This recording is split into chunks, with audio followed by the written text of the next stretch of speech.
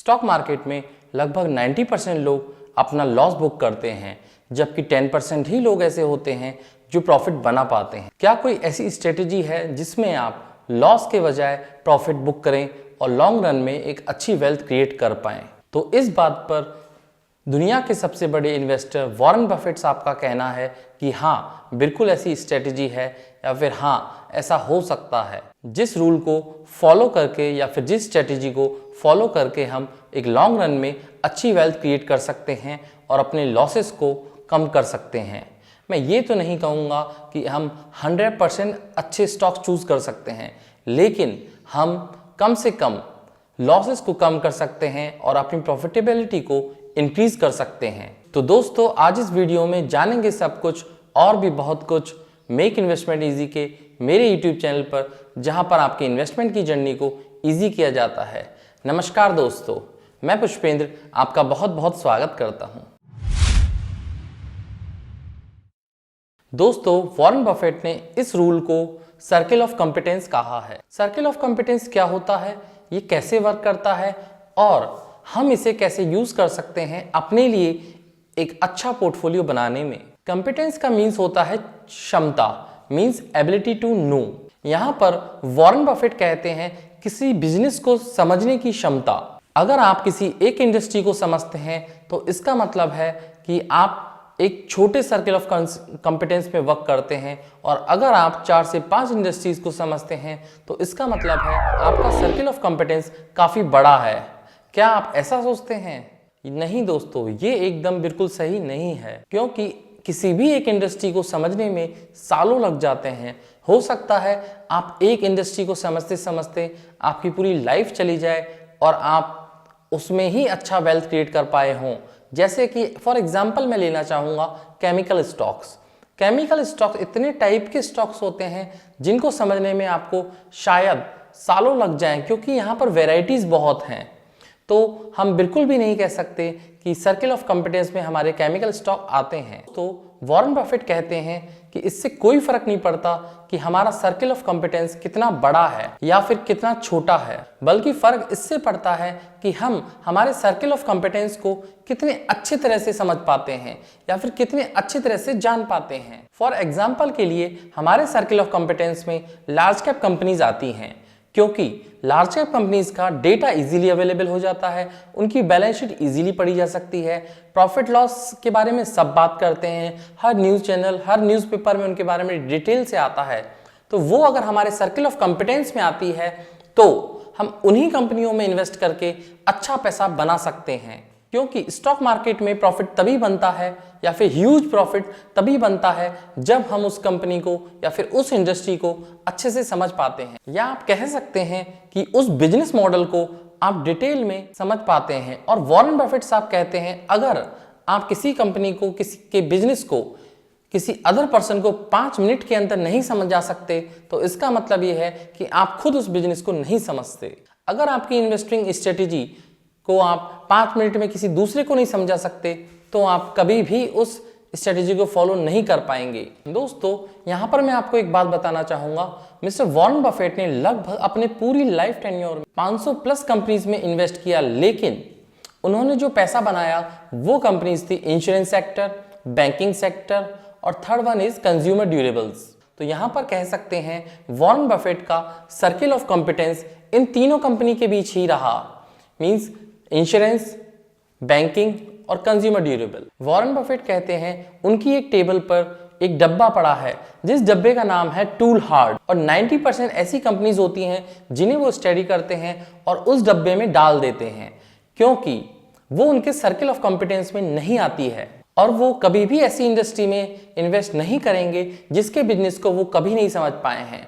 आपको पता होगा या फिर आप जानते होंगे अगर आपने वॉरेन बफेट के बारे में थोड़ा सा भी पढ़ा है, वॉरेन बफेट साहब को टेक्नोलॉजी कंपनीज के बारे में बिल्कुल भी आइडिया नहीं है और वो उनसे दूर ही रहना पसंद करते हैं। जबकि आज टेक्नोलॉजी का ज़माना है और डिजिटल प्लेटफॉर्म और डिजिटल मीडिया इतना इंक्रीज होता जा रहा है, या फिर कंटेंट क्रिएशन या फिर इस तरह की चीज़ें जो डिजिटलाइज हो गई हैं, टेक्नोलॉजी इतनी ज़्यादा इंप्रूव हो रही है, उसके बावजूद आज भी वो टेक्नोलॉजी कंपनीज में इन्वेस्ट नहीं करते हैं। लेकिन अभी कुछ ही सालों पहले उन्होंने एप्पल में इन्वेस्ट किया, जिससे उन्हें टेक्नोलॉजी की फील्ड की समझ होने लगी। तो ज़्यादा पुरानी बात नहीं है, कुछ ही साल पहले उन्होंने एप्पल में इन्वेस्ट करना स्टार्ट किया था। मीन्स क्योंकि उनका लाइफ स्पेन इतना ज़्यादा हो गया है, 92 ईयर्स क्रॉस कर चुके हैं। तो आज से 10 या 15 साल पहले वॉरेन बफेट कभी भी टेक्नोलॉजी कंपनीज में इन्वेस्ट नहीं किया करते थे। अब हम समझेंगे सर्किल ऑफ कॉम्पिटेंस को हम कैसे डेवलप कर सकते हैं। हिमालय कैपिटल के एक वैल्यू इन्वेस्टर ली लिन ने बताया है कि इसका सबसे बेस्ट तरीका होता है, आप उन इंडस्ट्रीज को चूज कीजिए जिनमें आप ऑलरेडी वर्क कर चुके हैं, या फिर आप उन इंडस्ट्रीज को चूज कीजिए जिनमें आपका इंटरेस्ट है, और उन इंडस्ट्रीज की आपको छोटी से छोटी कंपनी को लेना है और उसके बारे में रिसर्च करनी है। आपको जानना है कंपनी क्या करती है, कंपनी का मैनेजमेंट कैसा है, कंपनी क्या बनाती है, कंपनी के प्रोडक्ट एंड सर्विसेज क्या क्या हैं, वहां पर कितने लोग वर्क करते हैं, कंपनी का पास्ट 5 to 7 ईयर्स का परफॉर्मेंस कैसा रहा है। जितना आप ज्यादा कंपनी के बारे में जानेंगे उतना उस बिजनेस के बारे में अच्छे से समझ पाएंगे। और पिछले 5 से 7 साल की एनुअल रिपोर्ट पढ़ना मैंडेटरी है। अगर आप वो नहीं पढ़ पाते हैं तो कम से कम उनकी बैलेंस शीट और प्रॉफिट लॉस स्टेटमेंट को जरूर देख लें। और हमें ये भी जानना इंपॉर्टेंट होता है कि कंपनी के फ्यूचर में क्या ग्रोथ है या फिर फ्यूचर के क्या प्लान्स हैं। इस तरह से हम छोटी छोटी कंपनीज के बारे में जानकर बड़ी कंपनीज की तरफ हम बढ़ सकते हैं। और इस तरह से हमें इंडस्ट्रीज के बारे में, छोटी छोटी इंडस्ट्रीज के बारे में नॉलेज बढ़ेगा और धीरे धीरे हम इंडस्ट्री एनालिसिस करना सीख जाएंगे। एस इन्वेस्टर वॉरेन बफेट और मोनीश पोवरई कहते हैं कि हमें कभी भी अपने सर्किल ऑफ कॉम्पिटेंस से बाहर नहीं जाना चाहिए। वॉरेन बफेट साहब का एक कोट भी है कि know your circle of competence and stick within it. The size of the circle of competence is not so important. Knowing its boundaries, however, it vital. Means circle of competence को जानना बहुत जरूरी है और उसके आसपास ही आप मंडराते रहिए। आपके size of the circle of competence को जानना इंपॉर्टेंट नहीं है, बल्कि आपकी उनकी सर्किल ऑफ कॉम्पिटेंस की बाउंड्रीज को जानना इंपॉर्टेंट है। आप खुद सोचिए, ऐसा क्या हो सकता है एक इंसान को सारी नॉलेज हो? नहीं ना। तो ऐसा भी कैसे पॉसिबल है कि इंडियन स्टॉक मार्केट में लगभग 8000 कंपनीज हैं और उन सारी कंपनीज के बारे में आपको नॉलेज हो, या फिर 10 से 12 इंडस्ट्रीज हैं जिनमें ये कंपनी लिस्टेड हैं, तो उन सारी इंडस्ट्रीज के बारे में आपको नॉलेज हो, क्योंकि यहाँ पर इंडस्ट्रीज के अंदर भी सब इंडस्ट्रीज निकल के आती हैं। प्रैक्टिकली ये कह पाना पॉसिबल नहीं है कि हमें सारी इंडस्ट्रीज की नॉलेज है। तो बेटर है आपको वही इंडस्ट्री चूज करनी है जिनके बारे में आपको नॉलेज हो, या फिर जिनके बारे में आप डिटेल से समझते हो, या फिर जिनके बारे में आपको इंटरेस्ट हो। चलिए अब हम जानते हैं कि हम अपने सर्किल ऑफ कॉम्पिटेंस को कैसे पहचानें। 3 पॉइंट स्टेप से आप अपने सर्किल ऑफ कॉम्पिटेंस को पहचान सकते हैं। Number 1, passion. सबसे पहले आपको यह जानना है कि आपका पैशन क्या है। Number 2, talent. देन आपको जानना है कि आपके अंदर ऐसी क्या खूबी है या क्या स्किल है या क्या टैलेंट है जो आपने डेवलप किया है सालों साल तक। थर्ड है मनी। आपको ये जानना होगा कि आप पैसा कहाँ से कमा रहे हैं, आपका पैसा कहाँ लग रहा है। इसे एक प्रैक्टिकल एग्जाम्पल से समझते हैं, और एग्जाम्पल में किसी और पे नहीं, अपने आप पे, खुद पे लेना चाहूंगा। My passion. सबसे पहले बात करेंगे पुष्पेंद्र का पैशन क्या है। मेरा पैशन है स्टॉक मार्केट, क्योंकि मुझे स्टॉक मार्केट के बारे में पढ़ना, मुझे स्टॉक मार्केट के बारे में किसी को बताना, या फिर मुझे स्टॉक मार्केट के बारे में अवेयर करना बहुत अच्छा लगता है। इसीलिए आज मैं नॉन स्टॉप 100 डेज के अंदर, आज शायद 100 डे है, 198 से ज़्यादा वीडियो पोस्ट कर चुका हूँ यूट्यूब पर। और मुझे बड़ा अच्छा लगता है जब कोई मुझे उससे जानने के बारे में पूछता है, और मैं इस पर कंटिन्यूसली दिन भर बात कर सकता हूँ नॉन स्टॉप। ना ही मैंने कभी यहाँ पर व्यूज़ की परवाह करी, ना ही मैंने कभी यहाँ पर सब्सक्राइबर की परवाह करी, और नॉन स्टॉप अपने वीडियो बनाता जा रहा हूँ क्योंकि इस सब्जेक्ट में मुझे इंटरेस्ट है। और कहते हैं यूट्यूब पे आप तभी सक्सेस हो सकते हो जब तक आप अपने इंटरेस्ट की चीज़ को लेकर ना आओ। तो यहाँ पर भी आपका पैशन ही काम आता है।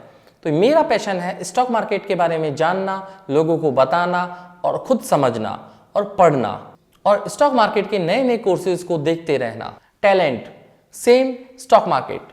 स्टॉक मार्केट के बारे में मैंने पढ़ना 2018 से स्टार्ट किया था। आज लगभग 7 साल से ऊपर हो चुके हैं। मैं स्टॉक मार्केट के बारे में काफ़ी सीख चुका हूँ, और मैंने स्टॉक मार्केट में मल्टीबैगर स्टॉक्स भी क्रिएट किए हैं या फिर बनाए हैं। और मैं कोई फाइनेंस का बंदा कभी नहीं रहा था। मेरा बैकग्राउंड इंजीनियरिंग का था, मैकेनिकल इंजीनियर था मैं। उसके बावजूद मुझे फाइनेंस में इंटरेस्ट आया और मैंने उसको पढ़ना स्टार्ट किया। और उसी दौरान मेरी जॉब बैंकिंग फील्ड में भी लग गई थी। My earnings means my money.